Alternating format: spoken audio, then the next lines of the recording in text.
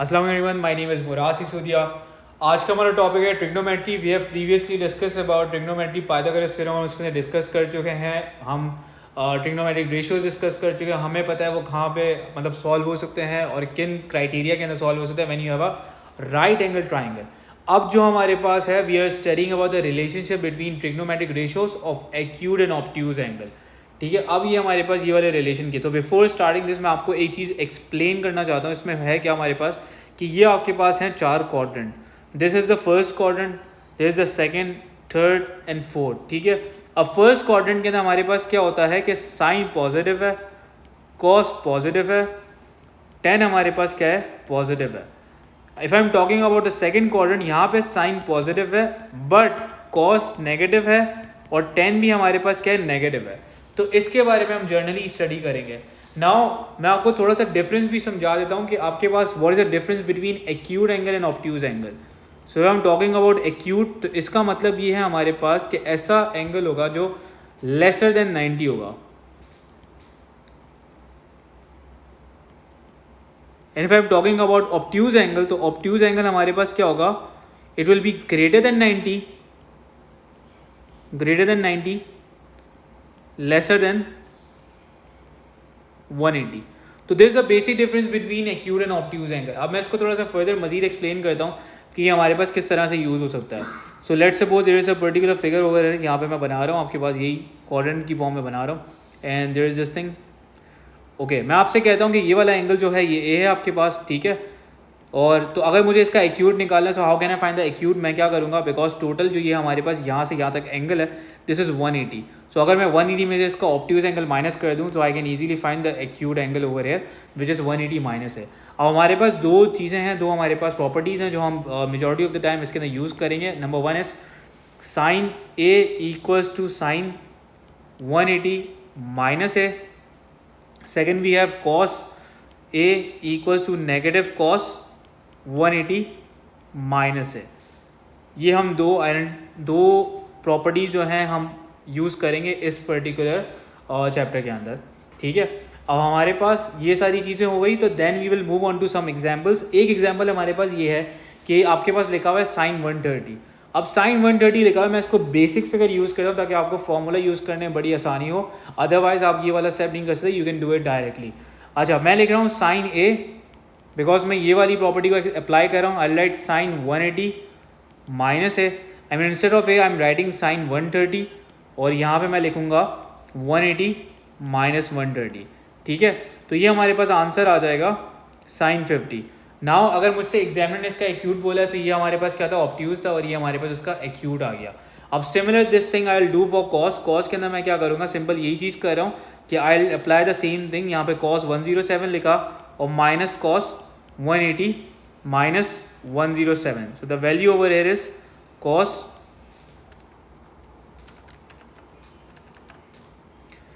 minus cos 73। हमारे पास ये दो आंसर आ गए। So that's how we are going to solve these type of questions जो हमें एग्जामिनर इस तरह के अगर क्वेश्चंस दे दो। नाउ अब जो मैं एग्जाम्पल डिस्कस कर रहा हूँ, this is the most common example जो हमारे पास पेपर में काफ़ी ज़्यादा बार आती है, तो ये हमारे पास बहुत ज़्यादा कॉमन है। Now the first thing which examiner is asking to us is कि वो आप निकालो value sine D A C की। ठीक है, अगर मैं यहाँ पे ऑब्जर्व करूँ साइन डी ए सी को, तो साइन डी ए सी हमारे पास फॉर्म कहाँ पे हो रहा है, साइन डी ए सी यहाँ पे कहीं फॉर्म हो रहा है, ये रहा। ठीक है, अब मुझे एक बात ये पता है कि if the examiner is talking about sine D A C, तो वो बराबर होगा किसके, इसके एक्यूट वाले एंगल के, because they both are exactly same. अब मैं आपको थोड़ा सा बेसिक स्टेप्स करके दिखा रहा हूँ, लेकिन आप डायरेक्टली कर सकते हो। मैं आपको बता दूंगा कि यहाँ से करें, if your practice is very good तो आप वहाँ से स्टेप्स से कर डायरेक्टली फॉलो कर सकते हो। Again you are applying the same thing, आप लिखोगे साइन ए, आप वही सेम चीज़ अप्लाई करो, साइन 180 माइनस है। ठीक है, आपके पास यहाँ पे क्या है कि इंस्टेड ऑफ राइटिंग ए मैं यहाँ पे लिख रहा हूँ साइन डी ए सी, और मैं यहाँ पे लिख रहा हूँ sign 180 minus D A C. ठीक है, अगर यहाँ पे देखो कि अगर मैं 180 में से डी ए सी को माइनस करूँगा, I am subtracting this angle, तो मेरे पास ये वाला छोटा वाला एंगल आ जाएगा जिसका नाम है साइन बी ए सी। ठीक है, ये वैल्यू आ जाएगी। तो मुझे ये डायरेक्टली पता चल सकता है यहाँ से कर कि साइन डी ए सी जो है वो किसके बराबर है, साइन बी ए सी के। ये वाला स्टेप आप डायरेक्टली भी कर सकते हो अगर आपकी प्रैक्टिस और आपका कॉन्सेप्ट बहुत अच्छे वे में क्लियर है तो। नाउ अंडरस्टैंड, ये 3 रेशोज आपको याद होने चाहिए और 3 रेशोज आपने बहुत प्रैक्टिस करी है इसकी। Okay, the first ratio over here is sine theta equals to perpendicular upon hypotenuse. फिर आपके पास है cos theta which is base upon hypotenuse, and which the third one is tan theta equals to perpendicular upon base. अब आपको पता है perpendicular क्या होता है, हाइपोटेन्यूज क्या होता है, आप पुरानी वीडियोस को देखे समझ चुके हो। Now sine B A C, sine B A सी का मतलब है कि आपके पास जो एंगल है वो ये रहा, दिस इज योर थीटा, जो यहाँ पे आपके पास क्या हो रहा है, फॉर्म हो रहा है, ये रहा, ये आपके पास थीटा है। अब थीटा के बिल्कुल ऑपोजिट आपको पता है कि ये आपके पास क्या होता है, दिस इज परपेंडिकुलर, और ये वाली साइड आपके पास क्या होती है, hypotenuse. So this is my perpendicular over here and this thing is hypotenuse. तो मुझे सिंपली क्या करना है, I have to apply the ratio, और मैं सिंपली क्या रहूँगा, साइन बी ए सी बराबर होगा परपेंडिकुलर अपॉन हाइपोटेन्यूज के। तो इस केस के अंदर जो हमारे पास परपेंडिकुलर की वैल्यू आ रही है वो आ रही है 8 और हाइपोटेन्यूज की वैल्यू आ रही है 17, सो आई राइट 8 अपॉन 17, ये इसका आंसर हो जाएगा सिंपल। ठीक है, अच्छा इसके हम सेकेंड पार्ट की तरफ मूव करते हैं। एग्जैक्टली सेम वही रेशोज है हमारे पास। अब सेम हमारे पास क्या है कि अब बारी है कॉस की। कॉस के अंदर एग्जामिनर ने पूछा कि you have to find the value of cos D A C. Again वही सेम चीज़ हमारे पास कि ये वाला आपके पास जो एंगल है ये आपके पास ये रहा, और अगर मैं इसको थोड़ा सा और मजीद रेशो के अंदर यूज़ करूँ और प्रॉपर मैं अगर इसकी प्रॉपर्टी अप्लाई करूँ तो cos D A C equals to minus cos 180 minus D A C. ठीक है, अब again 180 minus D A C मुझे पता है किसके बराबर होगा, minus cos B A C के बराबर होगा। नाउ देयर आई नो कि ये जो है कॉस बेसिकली है वो कॉस किसके बराबर होता है, cos theta equals to base upon hypotenuse. Now in my case because that is my theta, इस केस में हमारे पास जो थीटा है वो ये रहा। ठीक है, ये आपके पास थीटा यहाँ पे फॉर्म हो रहा है, तो थीटा के बिल्कुल सामने जो साइड होती है वो आपके पास होती है परपेंडिकुलर, और ये वाली साइड आपके पास क्या होती है, बेस होती है। So I have to put the value of base which is 15 and then I have to put the value of hypotenuse which is 17. So the value of cos DAC वो हो जाएगी -15 upon 17, ये आपके पास value हो जाएगी। ठीक है, okay now we are moving towards the C part. उसके अंदर एग्जामिनर ने पूछा you have to find the value of 10 ACB। अच्छा, पहले मेरा जो थीटा था वो ये वाला थीटा था, अब इस वाले केस के लिए because C in the middle, तो अब मेरा थीटा चेंज हो गया और मेरा थीटा है ये वाला। ठीक है, मैं इसे रिमूव कर देता हूँ ताकि आप लोगों को इसमें थोड़ी भी कंफ्यूजन ना हो समझने में। ओके, मैंने रिमूव कर दिया। अब देखो बिकॉज आपका थीटा जो है वो यहाँ पे शिफ्ट हो चुका है, तो आपके परपेंडिकुलर की जो वैल्यू है अब वो बन चुकी है ये वाली वैल्यू, और आपका जो बेस बन चुका है वो बन चुका है 8। ठीक है, ये आपका बेस है। नाउ एज यू नो कि 10 जो है वो हमारे पास किसके बराबर था, 10 theta equals to perpendicular upon base. So simply मुझे क्या करना है, यहाँ पे वैल्यू लिखनी है परपेंडिकुलर की। The value of perpendicular over here is 15 and the value of base over here is 8, तो that will be your answer 15 upon 8।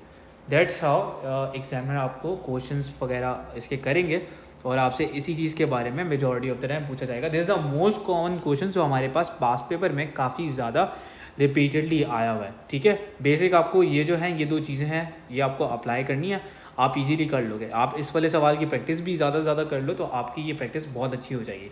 अच्छा, now there is one and other thing जिसमें बच्चे अक्सर कंफ्यूज होते हैं, तो वो भी मैं आप लोगों को बताता हूँ। फॉर एग्जांपल हमारे पास यहाँ पे क्या है कि साइन एक्स इक्वल्स टू 0.52 है। ठीक है, अब now first we are suppose to, examiner हमें इसमें बोलता है कि यार आपको जो वैल्यू निकालनी है, आपको जो रेंज देनी है एक्स की, वो आपको लेट सपोज देनी है 0 से लेकर 180 तक के दरमियान हो सकती है। लेट सपोज वो आपको ये रेंज दे रहा है, तो आपको सबसे पहले यहाँ पे क्या करना होता है, you have to find the value of X. तो आप एक्स की वैल्यू कैसे फाइंड करोगे कि व्हेन दिस साइन, ये वाला साइन जब उस तरफ जाके शिफ्ट होगा ना, तो ये हो जाएगा साइन इनवर्स 0.52। अब साइन इनवर्स 0.52 अगर मैं कैलकुलेटर को यूज़ करते हुए वैल्यू निकालूँ तो ये मेरे पास वैल्यू आएगी 31.3।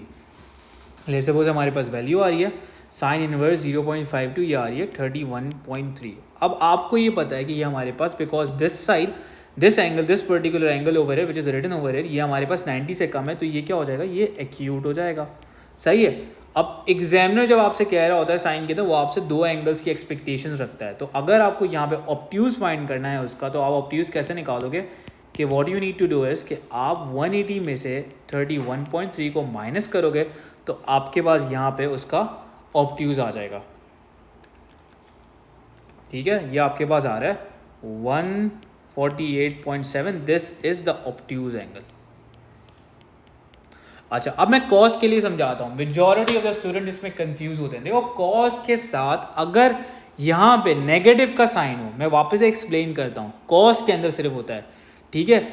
अगर कॉस के अंदर हमारे पास यहाँ पे नेगेटिव का साइन लिखा हुआ हो तो इसका मतलब क्या है कि एग्जामिनर आपसे ऑब्ट्यूज मांग रहा है। मैं अगेन थोड़ा यहाँ पे साइड में करके एक पॉइंट भी लिख लेता हूँ कि कॉस के अंदर specially if we have a negative sine तो वो इंडिकेट करेगा कि एग्जामिनर आपसे कौन सा वाला एंगल मांग रहा है, ऑब्ट्यूज एंगल मांग रहा है। अगर वो पॉजिटिव है तो वो क्या मांग रहा है, एक्यूट एंगल मांग रहा है। अब मैं थोड़ा सा इसको आपको प्रूव करके बताता हूँ, ये बहुत इंपॉर्टेंट चीज़ है। और साइन के अंदर बिकॉज आपके पास पॉजिटिव ही होगा तो वो आपसे क्या मांगेगा, वो आपसे दोनों एंगल्स की एक्सपेक्टेशन लगाएगा। अब मैंने जो इसकी बताया आपके बारे में कि नेगेटिव हमारे पास होगा तो ऑब्ट्यूज होगा, पॉजिटिव अगर हमारे पास होगा तो एक्यूट होगा, इसकी मैं आपको बताता हूँ कि we have already studied about the coordinates. देखो यहाँ पे क्या था, अगर मैं यहाँ पे नोट करूँ तो कॉस यहाँ पे पॉजिटिव है, तो जब भी हमारे पास पॉजिटिव होगा तो दैट मीन्स कि हमारे पास बात हो रही है एक्यूट एंगल की, और अगर कॉस हमारे पास नेगेटिव होगा तो इसका मतलब है हम बात कर रहे हैं ऑब्ट्यूज एंगल की। ये थोड़ी सी हमारे पास प्रॉपर डिस्क्रिप्शन है इस चीज़ की। अच्छा, अब मैं इस पार्ट की तरफ आता हूँ। Now it's written cos x equals to 0.834, तो यहाँ पे हमारे पास क्या है कि I need to find the value, तो यहाँ पे ये cos चला जाएगा उस तरफ, cos इनवर्स माइनस 0.834, ठीक है।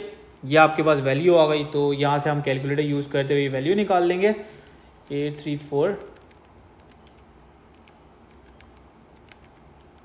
So the answer over here is I'll write 146.5। आप देख रहे हो कि आपके पास यहाँ पे आंसर क्या आया, ऑब्ट्यूज में ही आया। आपको यहाँ पे एक्यूट लिखने की ज़रूरत नहीं है। Again I am repeating this thing because ये मेजॉरिटी ऑफ द स्टूडेंट इसमें बहुत ज़्यादा मिस्टेक करते हैं कि whenever you have a negative sine with cos, सिर्फ कॉस के साथ ही होता है, तो इसका मतलब है नेगेटिव साइन का मतलब क्या होगा कि वो ऑब्ट्यूज की बात कर रहा है, पॉजिटिव साइन का मतलब क्या होगा, वो एक्यूट की बात कर रहा है। ये सिर्फ और सिर्फ कॉस में होता है। So that's it for today's video. Next class में we will discuss about the area, sine rule, cos, cosine rule, और इसके बाद हम बेरिंग के बारे में डिस्कस करेंगे। और if there is any sort of confusion so please आप कमेंट्स वगैरह कर सकते हैं। फर्दर आपको अगर नोट्स चाहिए तो please do comments. Thank you so much.